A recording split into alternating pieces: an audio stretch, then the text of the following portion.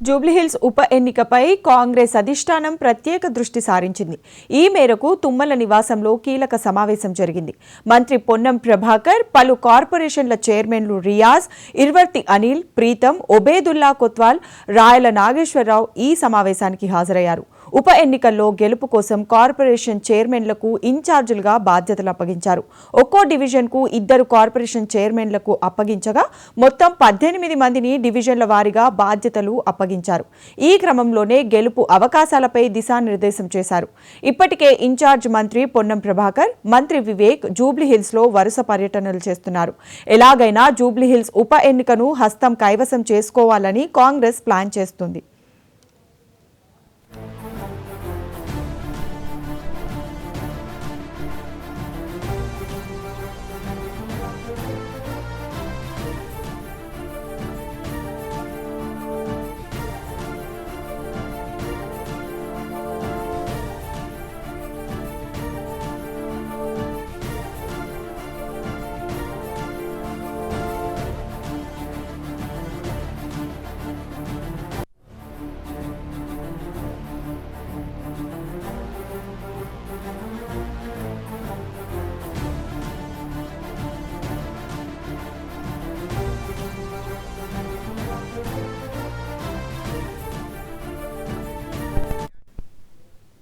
జూబ్లీహిల్స్ ఉప ఎన్నికపై కాంగ్రెస్ అధిష్టానం ప్రత్యేక దృష్టి సారించింది.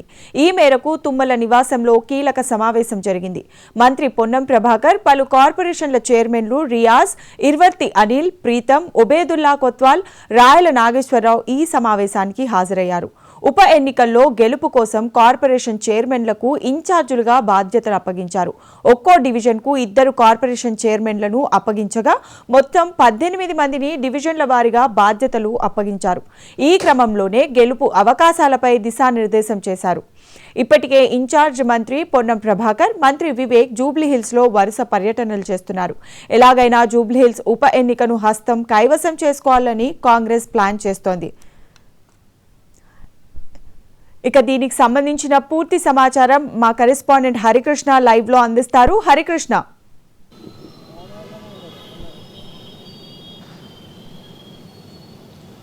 బబిత, జూబ్లీహిల్స్ ఉప ఎన్నిక పైన కాంగ్రెస్ పార్టీ కన్ను వేసింది. ఎట్టి పరిస్థితుల్లో కూడా ఈ యొక్క ఉప ఎన్నిక స్థానాన్ని కైవసం చేసుకోవాలని కూడా కాంగ్రెస్ పార్టీ భావిస్తుంది. ఈ మేరకు ఈరోజు వ్యవసాయ శాఖ మంత్రి తుమ్మల నాగేశ్వరరావు ఇంట్లో ఈ యొక్క సమావేశం ఏర్పాటు చేయడం జరిగింది. దీనికి సంబంధించి హైదరాబాద్ ఇన్ఛార్జ్ మంత్రి పొన్నం ప్రభాకర్, అదేవిధంగా కార్పొరేషన్ చైర్మన్లు ఇర్వర్తి అనిల్ కుమార్, అదేవిధంగా రియాజ్, అనిల్ ప్రీతం, ఒబేదుల్లా కోత్వాల్, రాయల్ నాగేశ్వరరావు ఈ యొక్క సమావేశంలో భాగస్వామ్యం అయ్యారు. అయితే ప్రధానంగా ఈ యొక్క 2023 ఎన్నికల్లో, అసెంబ్లీ ఎన్నికల్లో బీఆర్ఎస్ పార్టీ స్థానానికి సంబంధించి మాగంటి గోపీనాథ్ ఇక్కడి నుంచి గెలవడం జరిగింది. ఆయన అనారోగ్య కారణాలతో మృతి చెందిన నేపథ్యంలో కూడా జూబ్లీహిల్స్లో ఉప ఎన్నిక రానుంది. అయితే ఈ జూబ్లీహిల్స్ ఉప ఎన్నిక పైన ఎట్టి పరిస్థితుల్లో కూడా ఇటు హైదరాబాద్కి సంబంధించిన ఏరియాల్లో కూడా ఇప్పటివరకు కూడా కాంగ్రెస్ పార్టీ ఖాతా తెరవని నేపథ్యంలో కూడా ఎట్టి పరిస్థితుల్లో కూడా ఈ ఉప ఎన్నికలో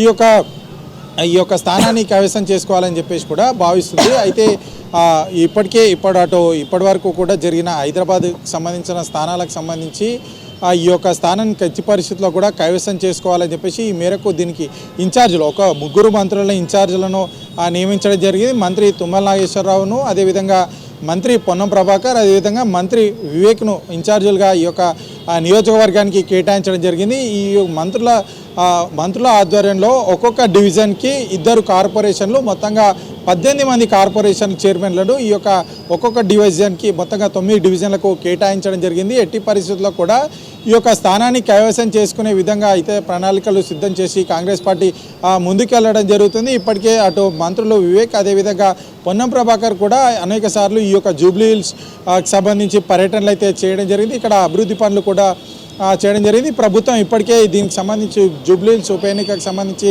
సర్వే కూడా చేపట్టడం జరిగింది. ఎట్టి పరిస్థితుల్లో కూడా కాంగ్రెస్కి అనుకూలంగా ఉన్న నేపథ్యంలో కూడా ఎట్టి పరిస్థితుల్లో ఈ యొక్క స్థానాన్ని కైవసం చేసుకోవాలని చెప్పేసి కాంగ్రెస్ పార్టీ అయితే జూబ్లీహిల్స్పై ప్రత్యేక దృష్టి సారించింది.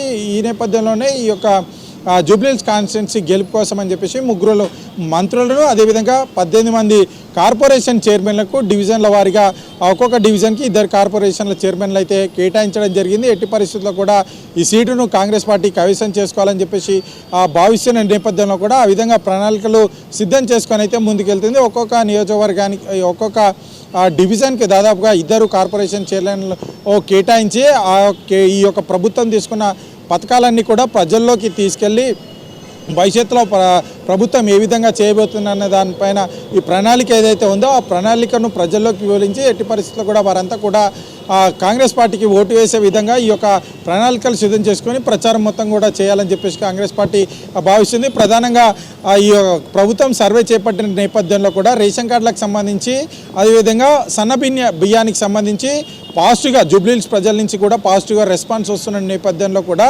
ఖచ్చితంగా ఈ యొక్క సీట్ పైన కాంగ్రెస్ పార్టీ జెండా ఎగరేస్తామని చెప్పేసి కూడా కాంగ్రెస్ పార్టీ చెప్తున్న నేపథ్యంలో ఎట్లాంటి పరిస్థితుల్లో కూడా ఈ యొక్క సీట్ని కైవసం చేసుకునే విధంగా కూడా ప్రణాళికలు సిద్ధం చేసుకొని ముందుకెళ్తుంది. ఇప్పటికే మంత్రులు కూడా పర్యటన చేస్తున్న నేపథ్యంలో కూడా అంతేకాకుండా ఈ జూబ్లీహిల్స్కి సంబంధించి టికెట్ కూడా తొందరలోనే ఖరారు చేయనున్నట్టుగా తెలుస్తుంది. తొందరలోనే అభ్యర్థిని ప్రకటించే అవకాశం అయితే కనిపిస్తుంది. ఈ మేరకు ఈరోజు ఉదయం కూడా చర్చ ముఖ్యమంత్రి రేవంత్ రెడ్డితో అదేవిధంగా పిసిసి అదేవిధంగా ఇన్ఛార్జ్ మీనాక్షి నటరాజన్తో అయితే చర్చ జరిగినట్టుగా సమాచారం అందుతుంది.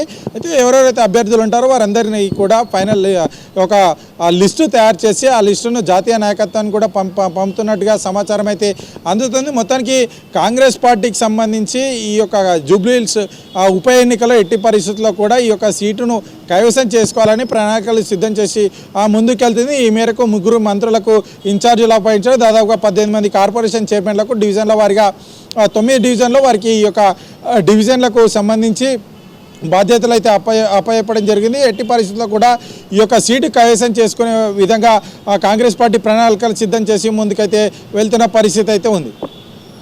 Right, thank you Harikrishna.